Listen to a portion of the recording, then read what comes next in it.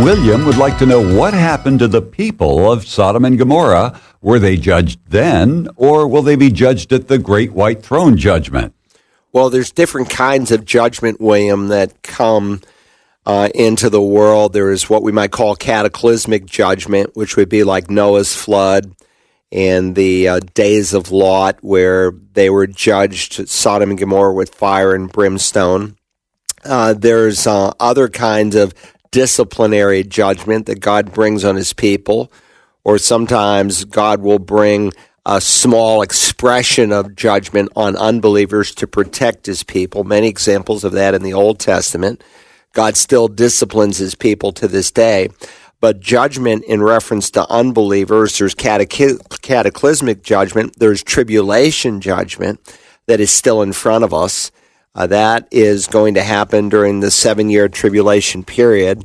It's the wrath of God on an unbelieving world, and it will be God's final wake-up call to get people to repent. We'll be addressing some of these issues in this new prophetic series that I'm beginning this Sunday. But then there's the Great White Throne Judgment, and that doesn't happen until after the millennial reign of the Messiah. So the next great event is the rapture. After the rapture, it's probably a short period of time, but no one can say absolutely. But between the rapture and the signing of an agreement that the Antichrist will make, that will kick off a 7-year period. It will culminate with the second coming of Christ to the earth.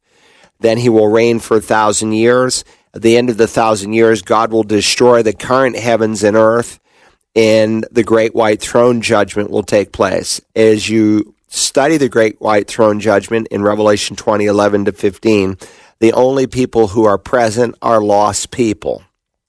And God waits till the end of time to enact this judgment. Right now, if a lost man dies, he goes to what we would call unrighteous Sheol, or unrighteous Hades. In the Old Testament, there are 2 compartments of Hades. There was righteous Hades, or righteous Sheol. The Hebrew word Sheol is for the Greek translation Hades, and there's unrighteous Hades. We usually think of Hades just in terms of hell, and that would be true today, but it wasn't always true. And so a lost man today is an unrighteous Hades. It's not until the end of time, just before God creates a new heaven and a new earth, that the Great White Throne Judgment will take place, and all the unrighteous of all time, including all the people in Sodom, all the people from all the nations of the world, will be brought before the Lord. And God waits till that time, and for good reason. You know, Hugh Hefner hasn't been judged beyond the fact that right now he's in Hades as a Christ-rejecting unbeliever who lived a life of licentiousness. But God hasn't given the final judgment on a Hugh Hefner yet. Why? Because the works of Hugh Hefner are still unfolding. He left behind him all kinds of wickedness that is still seeding into the hearts of men, and he will give an account for every unrighteous deed that he seeded or directly did.